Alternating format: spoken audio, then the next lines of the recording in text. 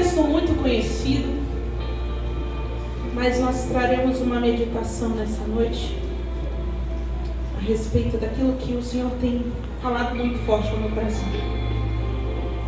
Diz assim a palavra do Senhor: então o reino dos céus será semelhante a 10 virgens, que tomando as suas lâmpadas saíram ao encontro do esposo. E 5 delas eram prudentes e 5 loucas. As loucas, tomando as suas lamparinas, as suas lâmpadas, as insensatas, tomando os seus lampiões, as suas lâmpadas, não levaram azeite consigo, mas as prudentes levaram azeite em suas vasilhas com as suas lâmpadas. E tardando o esposo, todas elas cochilaram e dormiram. E à meia-noite houve um grito: eis que o noivo vem, sai-lhe ao encontro. Então todas aquelas virgens se levantaram e prepararam as suas lâmpadas. E as insensatas disseram às prudentes: dai-nos do seu azeite, porque as nossas lâmpadas estão se apagando.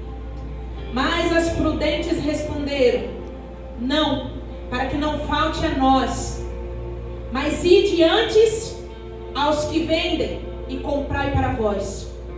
E tendo elas ido comprar, chegou o noivo. E os que estavam preparados, aquelas que estavam prontas, aquelas que tinham azeite de reserva, entraram com ele para as bodas, e as portas se fecharam. Amém? Podemos assentar. O tema que Deus tem falado muito ao meu coração nesses últimos dias é aquilo que eu quero discernir um pouco, falar um pouco sobre neste culto. É sobre a imaturidade espiritual que muitos de nós estamos vivendo. E o que é imaturidade? O que é a imaturidade espiritual?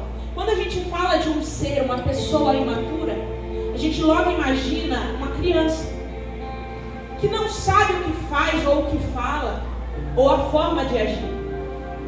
E às vezes, aquela pessoa, aquela criança, ela age por impulso. E muitas das vezes esse impulso é de forma errada.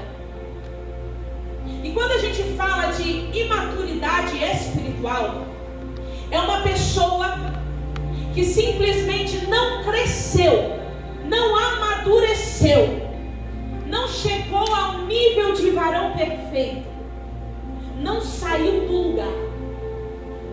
E o imaturo espiritual, muitas das vezes é uma pessoa que nasceu na igreja, cresceu na igreja, viveu na igreja a vida inteira, mas não conseguiu amadurecimento. Por quê? Porque sempre vai depender de alguém para ser maduro. É aquela pessoa que precisa de alguém sempre para orar por ela. Por favor, ore por mim. Sabe aquela pessoa que é dependente espiritual, que precisa depender de tudo e todos para andar, para se alimentar, porque não consegue andar com as próprias pernas. Eu e meu esposo, a gente sempre brinca: nossa, como eu queria que a Lolo, Heloísa, o nome da minha filha, como eu queria que a Lolo não crescesse. É a coisa mais gostosa. Mas vai chegar um tempo que eu vou cansar. O desejo de qualquer mãe e pai é ver o seu filho se desenvolver, crescer, parar de depender totalmente. Eu não quero que a Heloísa viva uma vida inteira dependente de mim. Eu quero ensiná-la o caminho para que lá na frente, daqui a uns anos, ela possa seguir esse caminho. Até quando vamos viver tomando leite espiritual? Foi o que Paulo falou aos Coríntios. Queria eu poder são crentes imaturos. Tudo dói. Tudo se dói. Tudo não dá, não vai. Pastor escolheu uniforme, o líder escolheu algum tema. Ai, não gostei. Ai, não é pra mim. Ai, nós não conseguimos avançar. Nos tornamos pessoas imaturas que não conseguem viver em comunidade. Nos tornamos pessoas imaturas que não conseguem entender que um culto de 2 horas não pode te sustentar durante uma semana inteira. Um culto de 2 horas não é sustento suficiente para uma alma, para um espírito. Até quando vamos depender ou ser sustentados por migalhas de um culto e viver essas migalhas durante a semana? E aí você se questiona por que você vive uma inconstância espiritual. Vivemos uma montanha russa de inconstância espiritual gigantesca. Por quê? Porque não conseguimos viver uma vida de constância com Deus. E a constância só se consegue quando nós lutamos todos os dias. Aí você vai me dizer: ah, mas eu não tenho tempo. Minha vida é corrida. Eu acordo cedo para ir trabalhar, à noite chego da faculdade, tenho faculdade ainda. Chego em casa cansada, a primeira coisa que eu quero fazer é deitar e dormir. É normal. Eu não consigo ter tempo para Deus. Tempo se faz. Tempo se faz. E a pergunta que não quer calar: quanto tempo de rede social você perde no seu dia? Esse tempo era o tempo que Deus queria que você tivesse com Ele. Às vezes a primeira coisa que nós fazemos quando acordamos ou abrimos o nosso olho é ver a mensagem no WhatsApp, é ver um e-mail, é responder alguém. É necessário responder o mundo, quando na verdade, ao abrir os olhos, a primeira coisa que a gente deveria fazer é: obrigada, Senhor, porque mais uma noite o Senhor me sustentou. O salmista vai nos dizer: acordei e dormi porque Deus me sustentou. Mais uma noite. Quantas pessoas morrem de morte súbita, do nada, durante a noite? Mas mais uma vez nos levantamos. Mais um dia se inicia. Mais uma oportunidade de fazer diferente. Mais uma oportunidade de estar na presença. Mais uma oportunidade de aprender a adorar a Deus no seu dia. O problema é que a gente vive uma vida na qual a gente esquece que aquilo que é adoração verdadeira, como no louvor que eu cantei, é um sacrifício de vida que a gente faz todos os dias. Paulo, em Romanos 12:1, ele vai nos dizer: suplico-vos. Quando Paulo diz a Romanos essa palavra, eu acho tão interessante, porque ele está dizendo: pelo amor de Deus, entenda de uma vez por todas que o desejo do meu coração é que vocês entreguem a Deus o sacrifício vivo, que é o vosso culto racional. E quando a gente fala sobre sacrifício, a primeira coisa que a gente pensa é alguém morrendo. Mas como pode um sacrifício ser vivo? Sacrifício precisa-se da morte de algo. Precisa morrer algo, porque é o óbvio, é um sacrifício. Mas Paulo está dizendo sobre um sacrifício vivo. Sabe por quê? Porque é fácil morrer para Cristo. O difícil é viver por Ele. Quer ver? Certa vez eu tive uma experiência muito interessante. Eu sou carioca. E todo ano nós íamos ao Rio de Janeiro de carro, em viagem com meu pai, minha mãe, meus irmãos. Eu nem era casada na época. E a gente pegava o carro daqui ao Rio de Janeiro e íamos. 24 horas de viagem. Com 2 malas do meu lado, meus irmãos. E quando nós chegávamos no Rio, normalmente a gente fazia as agendas no Rio de Janeiro todo. E nesse dia específico nós fomos para uma agenda muito longe de casa, que a gente teria que pegar a Avenida Brasil. E quando nós íamos voltar para casa, porque no Rio de Janeiro não é aqui em Campo Grande. Você, Moreninha é longe. Moreninha não é longe não. Meu esposo já foi lá no Rio de Janeiro, ele sabe. Moreninha não é longe não. Moreninha é perto demais. No Rio de Janeiro, para você ir de uma ponta a outra, é 1 hora. Da minha casa no Rio de Janeiro até o centro da cidade, você leva 1 hora, 1h30, se o trânsito estiver bem. Se não, é umas 2, 3 horas tranquilo.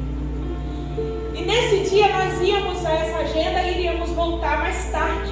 E de fato foi o que aconteceu. Era 10 horas da noite quando nós estávamos voltando para casa. E em Rio de Janeiro, 10 horas da noite, já é um perigo terrível. Já era 10h30 mais ou menos quando meu pai pegou para fazer a volta e entrarmos na Avenida Brasil para voltar para casa. E quando ele para no semáforo, normalmente,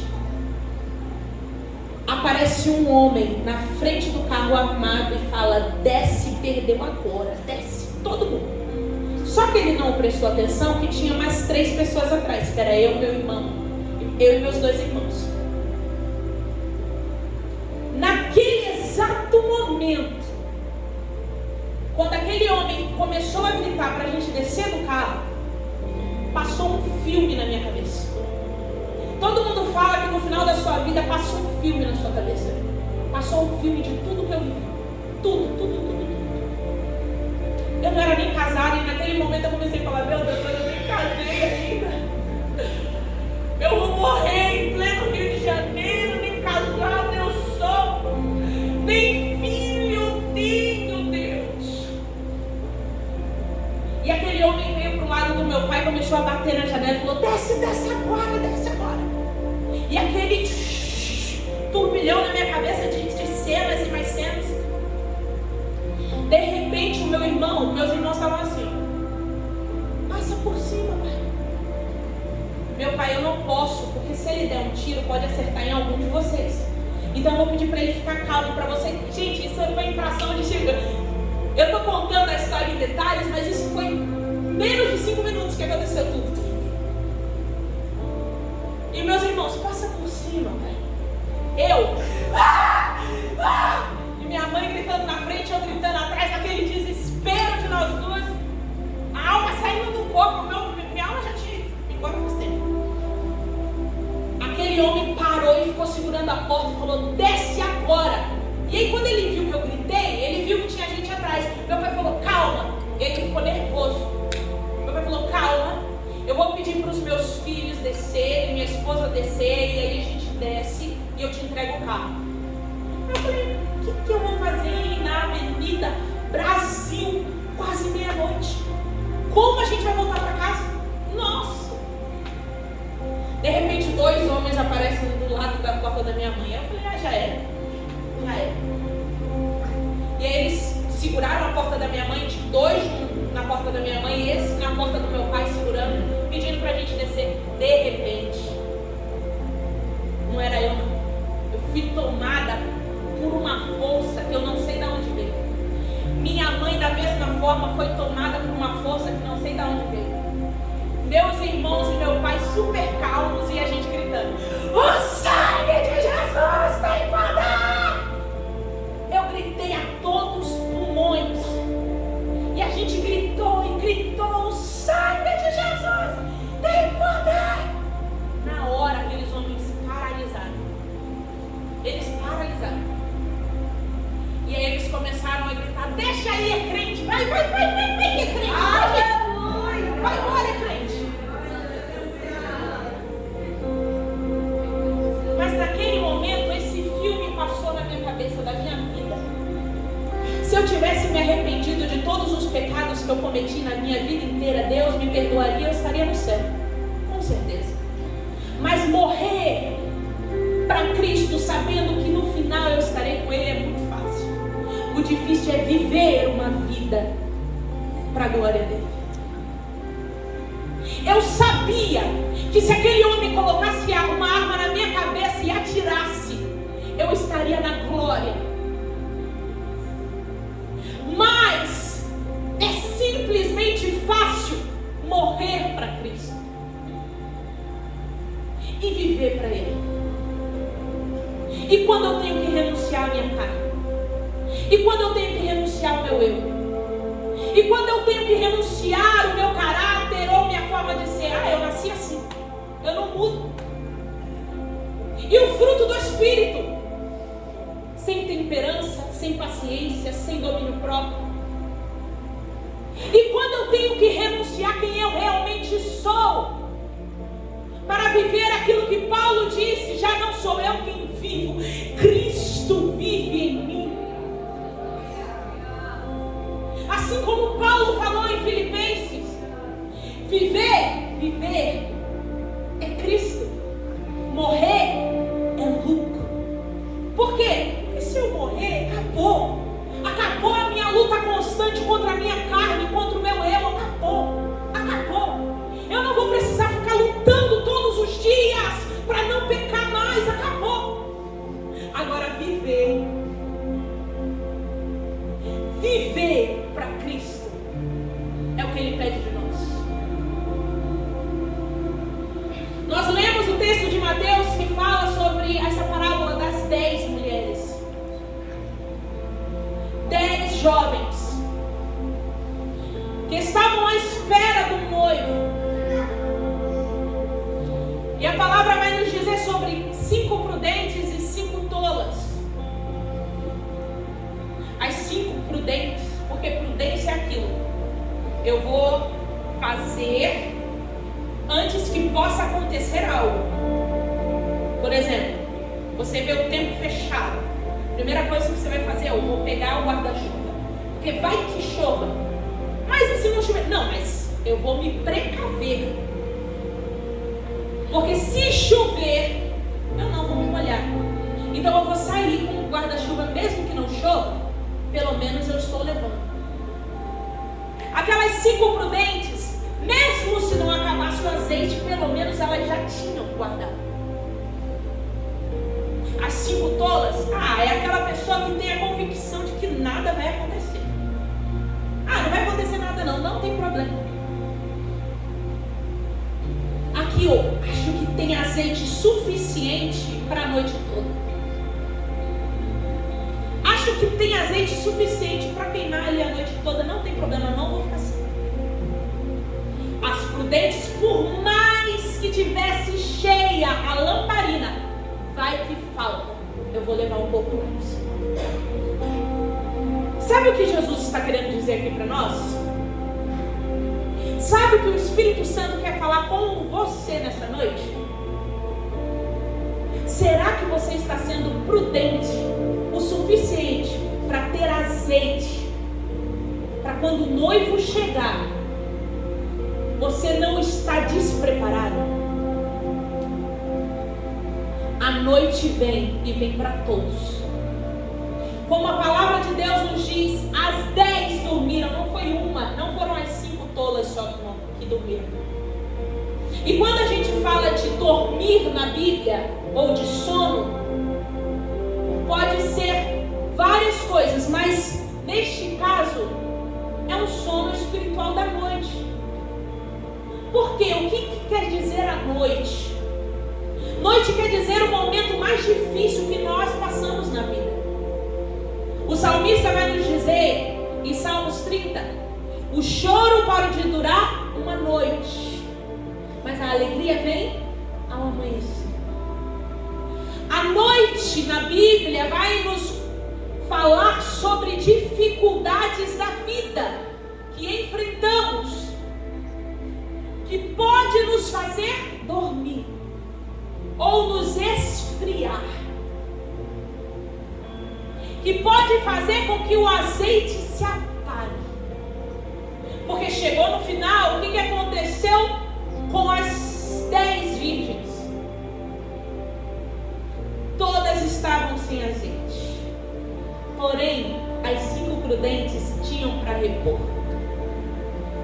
As 10 dormiram, as 10 passaram pela dificuldade, as 10 passaram pela noite. Jesus está dizendo para você, você precisa estar fortalecido para quando vier a noite você não esmorecer. A gente quer esperar a dor, esperar o momento difícil, esperar a tribulação para começar a orar. A gente quer esperar a dor, a gente quer esperar a situação se agravar para buscar a Deus. A gente espera estar no leito de morte para buscar a presença. Certa vez eu li um livro chamado Oração, de Timothy Keller. E nesse livro o autor ele vai nos dizer algo muito poderoso sobre a oração. A esposa dele o convidou a orar todos os dias, incessantemente, como se eles estivessem vivenciando uma enfermidade de morte.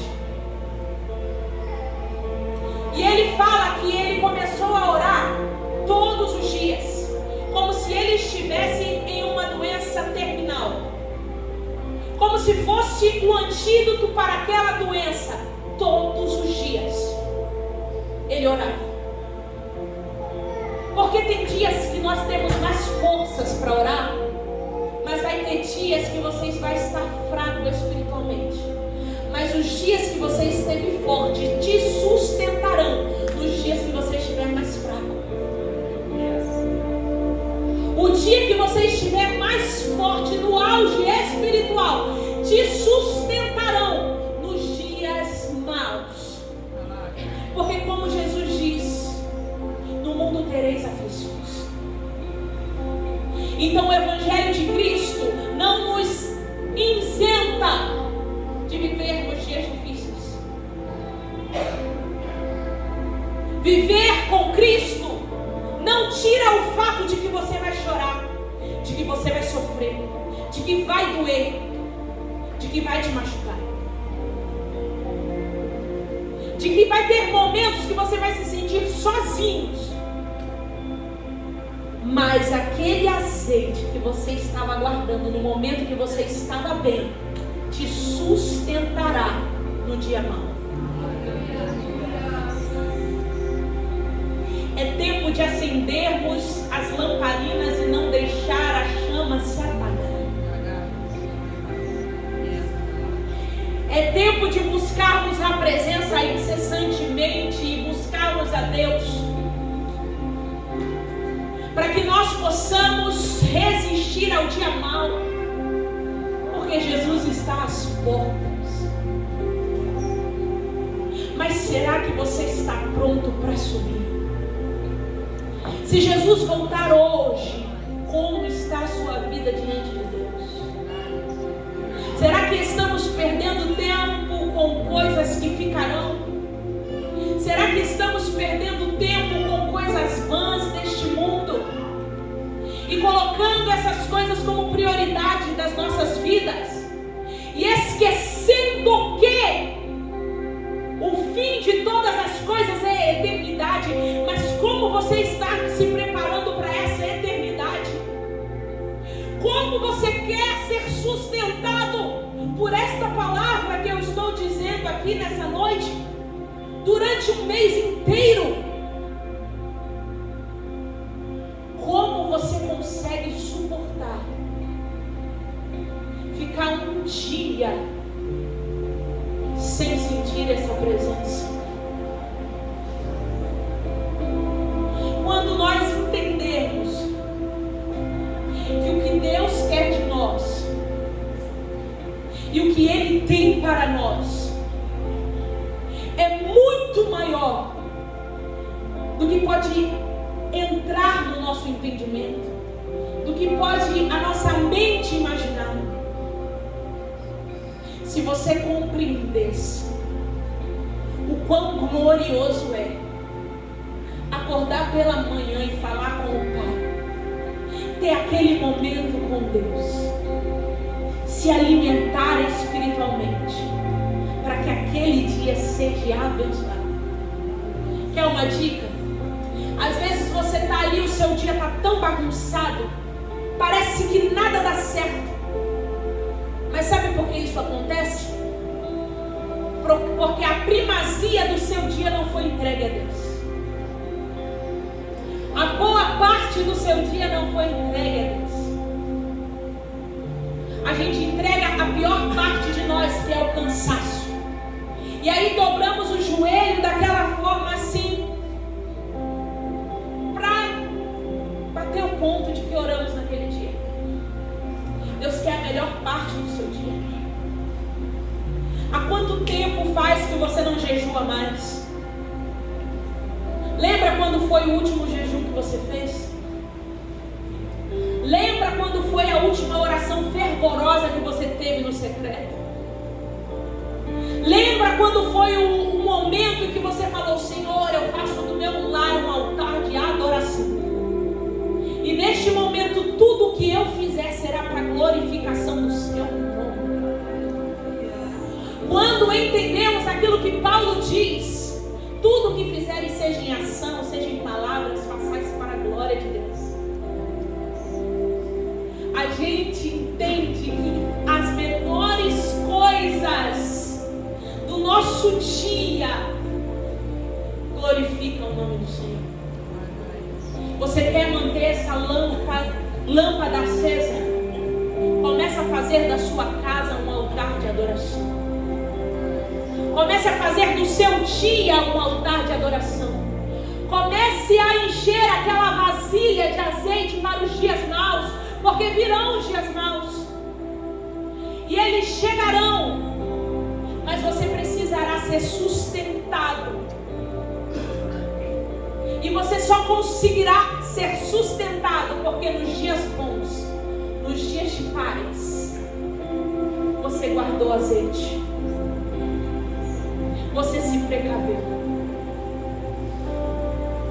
Nessa noite o Espírito Santo te chama para sair do linear, para sair do raso. Chega de vivermos uma vida na qual nós somos tão imaturos que precisamos de outros para estar mais perto de Deus. O véu do templo já se rasgou. Nós não precisamos de ninguém para entrar no Santo dos Santos. Ele te convida a entrar no Santo dos Santos e fazer deste lugar sua morada. Ele te convida nessa noite a acender a chama que se apagou por causa de lutas, por causa de provas, por causa de situações difíceis. Jesus vai nos dizer outra parábola aqui em Mateus também, sobre dois homens. Um que constrói a sua casa na areia e o outro que constrói a sua casa na rocha.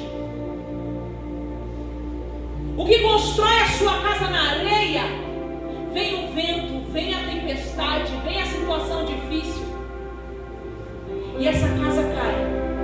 Mas aquele que constrói a casa na rocha, que é Jesus Cristo, pode vir o vento que for, pode vir a provação que for, pode vir a situação que vier, a casa não é abalada, porque a casa está na rocha que é Jesus. Você pode estar passando por uma dificuldade, por uma situação difícil. Eu não sei o que você está vivendo,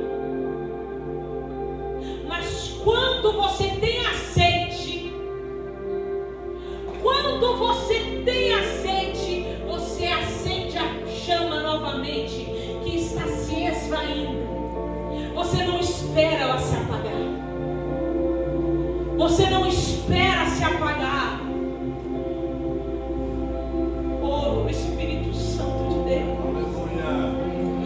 Ele nos convida nessa noite a acender a chama que um dia se apagou,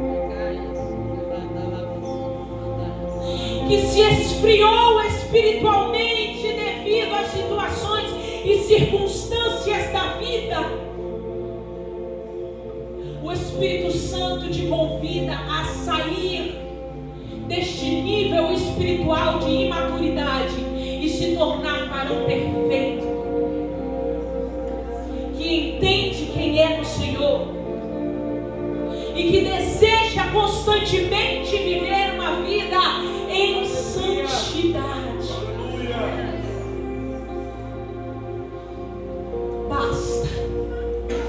É a palavra que o Espírito Santo de Deus nos diz nessa noite. Basta. Chega de viver um dia após o outro de qualquer forma. Uma pergunta que eu te faço para a sua reflexão: qual a sua diferença para o ímpio? O fato de você vir à igreja é o que te difere de um ímpio? O que nos gera salvação é uma vida com Deus, não horas com Ele. O que Deus busca é uma noiva, não uma ficante. O que Deus busca é relacionamento.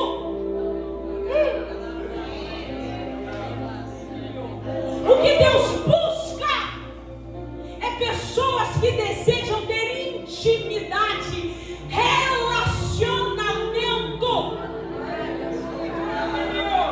Deus não quer ficar com você, Deus quer ter relacionamento contigo. Deus procura noivas.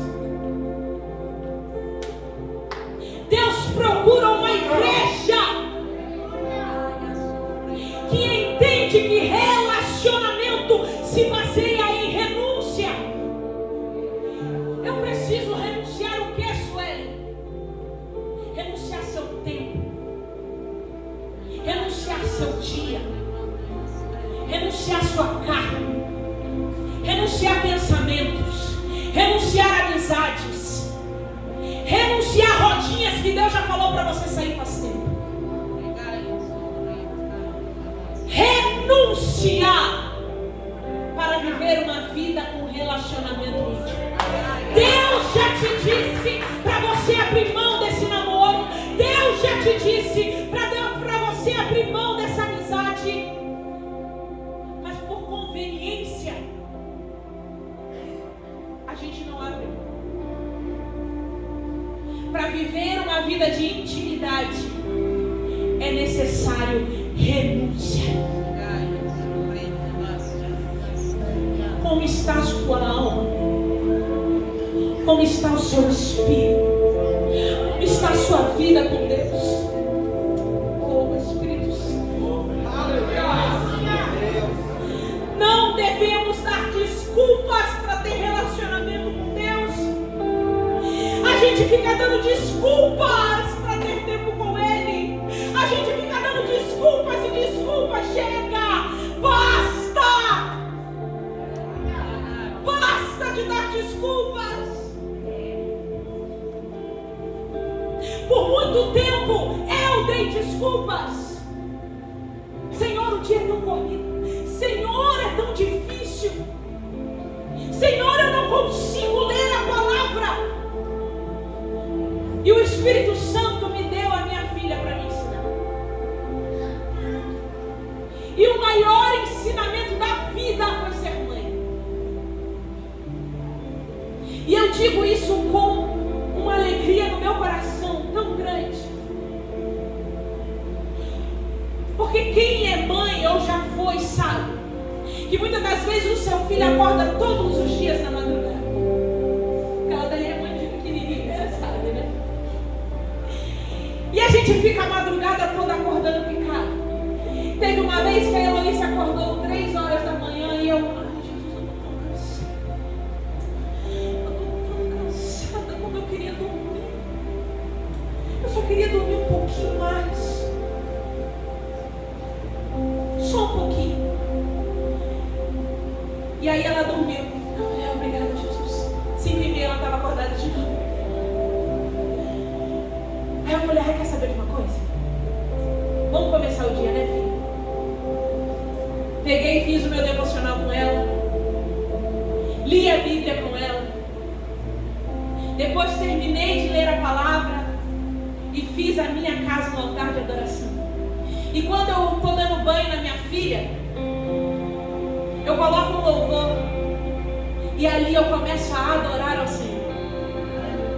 Porque a adoração não é aquilo que os meus lábios cantam, mas é aquilo que minha vida grita. A gente tem que parar de dar desculpa para ter tempo com Deus. O tempo que eu estou dando mamazinho para ela é o tempo que eu posso ler a palavra. É o tempo que eu tenho de estar na presença. A gente tem que parar de dar justificativas para não ter relacionamento. Porque se você pegar o seu celular em configurações, tem um modo que você consegue ver quanto tempo você passa no celular. Você consegue. E às vezes você se abisma de ver que você passou 4 horas na frente de uma tela, quando na verdade você podia ter passado tempo na presença. E o quanto de Deus Ele iria te revelar nesse tempo. O quanto dele você teria.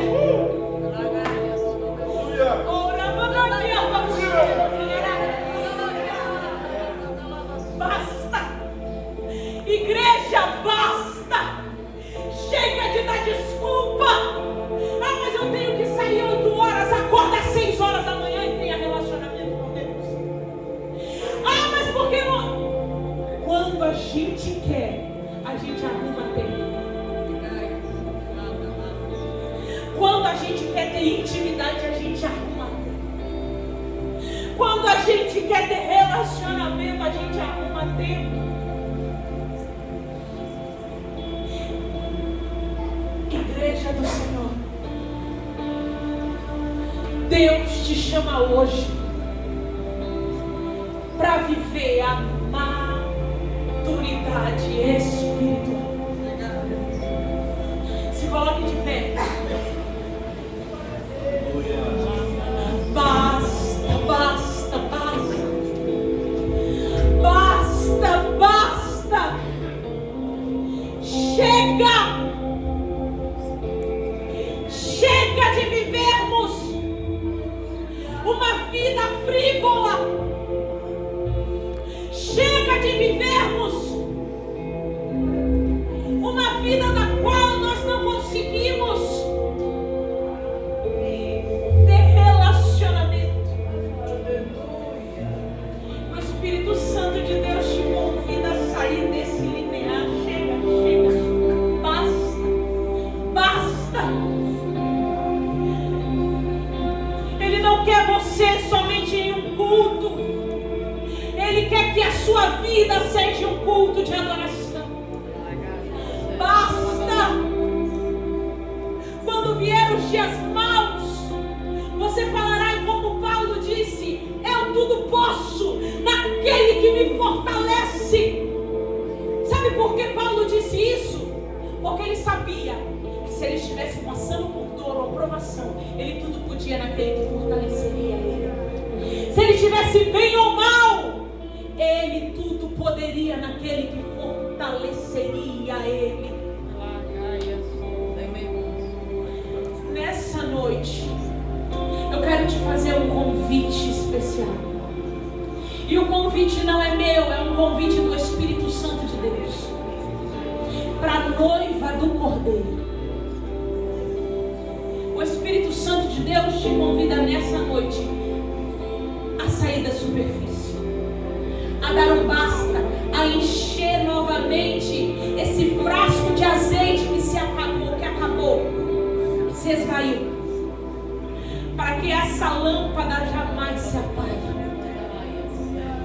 Eu quero te convidar a vir aqui na frente. Eu quero orar por você, para que essa chama possa acender novamente em seu coração e você possa